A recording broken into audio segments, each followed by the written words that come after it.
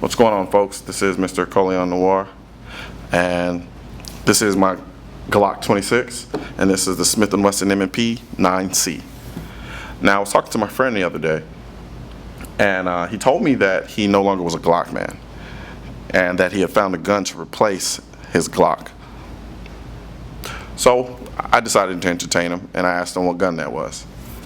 And this is what he pointed out: the Smith & Wesson M&P. And as I talked to my friend, he kind of went on this tangent about how great this gun is and how it outclasses the Glock in every way, and that it was basically a Glock but better. So we're going to find out if he was right or if he was wrong. Alright, now as far as the way these two guns look, now we all know that appearances are basically in the eye of the beholder. So for the most part, this is going to be my opinion as far as how this gun looks. I'll try to keep it as objective as possible considering the topic, but for the most part, anyone who knows Glocks knows that the Glock is a pretty plain Jane handgun. It's straight, it's simple, down to the point. No thrills, no spills, none of that extra stuff. And to be honest with you, that lack of extra, I guess, for lack of a better term, basically makes this gun that more attractive. The M&P is basically the opposite of the Glock. It's not simple at all. There are grooves, there are cuts, there are indentations, there are scallopings, there are just lines everywhere. And for the most part, I have to be honest that I do think they work. I do really like this handgun. It's from an aesthetic standpoint, it looks really nice. And I do believe, even though it is a bit busy, that each line, each indentation, each stamping, each milling has a purpose to fit the way this gun looks. It's not overdone, it's not tacky, it's not too tactical, but I think it just works. And especially with I really do like these slide serrations. It's kind of have like the scalloping on the side here. And I do love the milling and stamping on the actual slide. And I really do honestly like the way these grips look. These grips look comfortable. Whether or not they really are is another matter. But the way they look, I think I have to say that I really do like it. Now, if you're going to force my hand and ask me to tell you which one I think looks better, to be honest with you, I'd probably go with the Smith & Wesson Generation 3.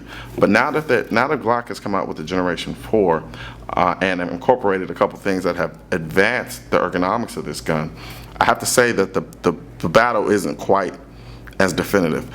I do like the new textured frame on the Generation 4 Glocks.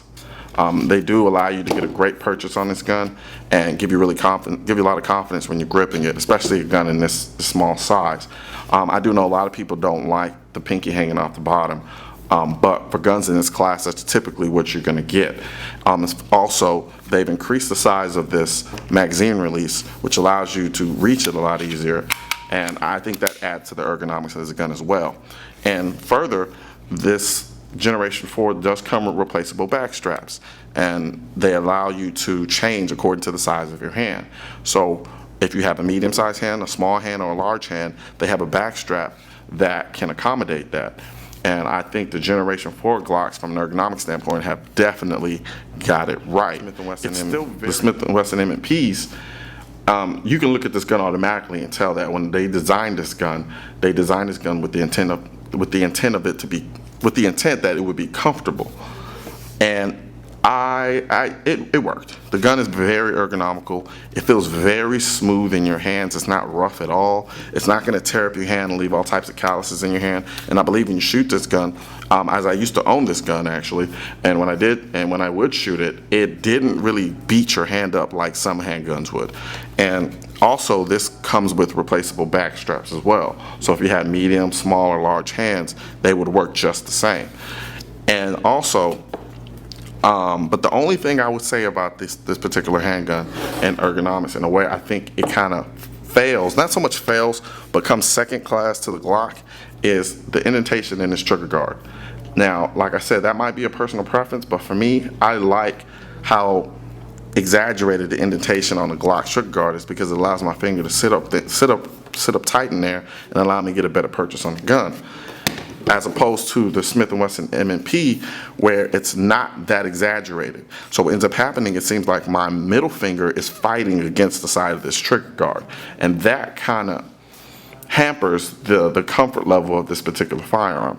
But nonetheless, it is very ergonomical, it's very comfortable, and I have to say that I do like the grips aside from the trigger indentation. So if I was forced to tell you which gun I thought was more ergonomical, honestly I think it would be a tie. But considering the Glock has an exaggerated indentation in the trigger guard, me personally, I'm gonna have to go with the Glock in terms of comfort. All right. Now, as far as the trigger goes on these particular handguns, I'm gonna be forthright and say off the top, I'm not a fan of the Smith & Wesson M&P trigger. And here's why. All right. Now, the thing about Smith & Wesson, what they decided to do was come up with their own variation of the Glock's safe action trigger. Now, on the Glock safe action trigger, as you can see, it has the little piece right here which prevents it from firing. But on the Smith & Wesson M&P, what they decided to do was go ahead and do this weird kind of deal where the trigger is broken into two pieces, and as a result what that does is it makes for a very unstable trigger pull, in my opinion. And as you can see, what it does is if you don't pull here at the top, the trigger's not going to go off. So you're going to have to literally pull down from the bottom in order for the trigger to go off. So as I select the gun, the trigger goes off. Another thing I don't like about this trigger is the reset. Anyone who's handled the Glock knows that the Glock has one of the most positive resets, and I've gone on at length about that. So in essence, what ends up happening is when I pull the trigger, you get the trigger pull, and then you get a reset. And you hear it, and not only you hear it, you feel it. And you pull the trigger again. I love cycle, pull the trigger, cycle the gun. You barely hear it and you barely feel it. And even when you do feel it, what you thought was a trigger reset wasn't the trigger reset at all. It was a phantom reset, as you can see. See? Nothing. So try it again. Tell me, let's see if we can hear it. So I'll cycle the gun. You think that's the reset, but it's not. In actuality, you have to come out this far and then the trigger pulls. And to me, I think that's one, dangerous, and two, unacceptable. Trigger is concerned, the Glock definitely takes it, especially with its positive trigger reset.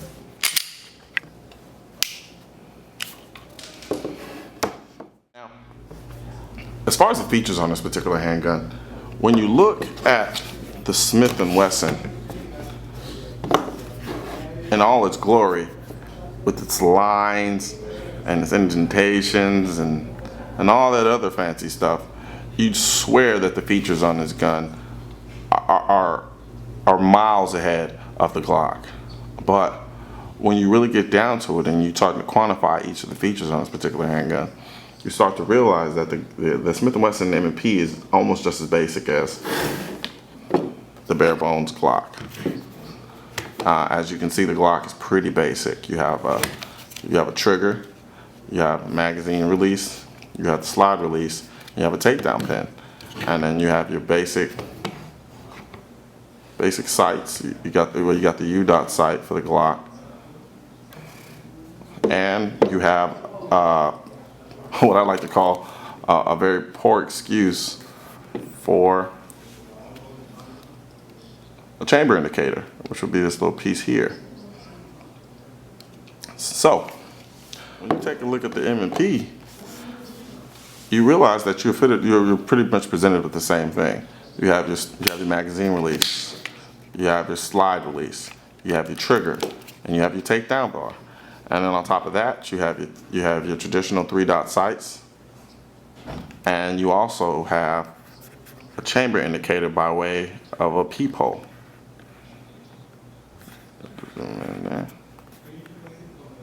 And that peephole right there would demonstrate to you that there's a round in the chamber. And after all of that, you start to realize that there are no other features on this handgun. It just looks like there are more features. So to be honest with you, as far as the feature standpoints are concerned, this gun compared to the Glock, I had to make it a tie because they're in essence the same in that regard. They're both very simplistic guns.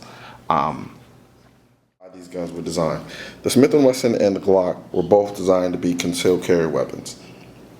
They were designed to be lightweight and small and able to fit in the waistband of a normal everyday civilian or the backup gun of a police officer or someone in the military. Now in that regards, when we compare the two handguns in terms of capacity, the Smith & Wesson M&P has 12 rounds, the Glock is 10. Now automatically you would say, well, the sheer capacity of the Smith & Wesson M&P puts it over the Glock from the sheer standpoint that it holds 12 rounds as opposed to the 10 held by the Glock 26.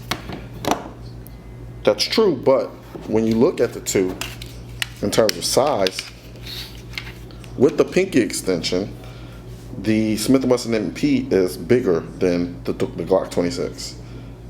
And from a concealed carry standpoint, you want your gun to be as small in profile as possible. Now the Glock is known to be a bit of a big boy, but I have noticed that with the Gen 4s that they tend to be a little bit more slender. And the M&P, honestly, depending on what size hand grip you run with, can get really chunky and beefy on you real quick, especially if you're running with the large one. Now, so from that standpoint, they're both, now the Glock 26 is gonna sit, like I said, a little bit shorter than the Smith & Wesson M&P. And also, as far as thickness is concerned, in terms of the slide, the Smith & Wesson M&P has a beveled slide, so it gives the impression that it's thinner, when in actuality, it's pretty much in essence the same thickness as a Glock 26. As far as concealability goes, I honestly, I think I'd still go with the Glock 26. And overall, I do like both of these firearms. To be honest with you, I really do have a soft spot in my heart for the Smith & Wesson M&P. I really do. I love the design. I love the way it looks.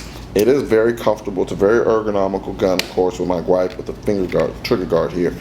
But other than that, everything seems to be in the right place. The magazine release is very positive. But I hate the trigger. If I did have this, I'd have to do a trigger job, which is probably why I got rid of my first initial M&P. I don't like the trigger on this. But other than that, everything else is dead on. I have to give it to Smith & Wesson for their M&P series.